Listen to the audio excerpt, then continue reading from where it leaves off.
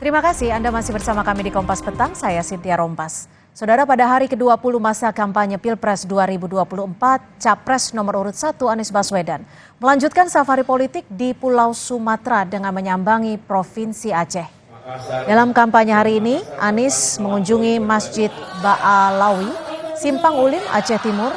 Anies menghadiri Maulid Nabi dan haul ketiga Habib Muhammad Al-Atwas yang diikuti para ulama dan santri.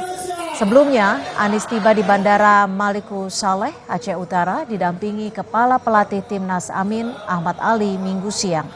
Kehadiran Anies disambut anggota DPR fraksi PKS Muhammad Nasir Jamil, beserta jajaran pengurus daerah Partai Koalisi Perubahan.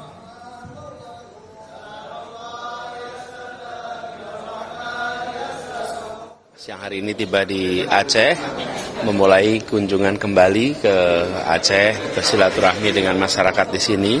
Ada beberapa kegiatan hari ini dan kami senang sekali karena antusiasme masyarakat Aceh yang semenjak kedatangan pertama sampai sekarang selalu tinggi. Satu, masyarakat Acehnya yang bersahabat, hangat, kopinya enak sekali. Tadi barusan kita minum kopi gayo juga.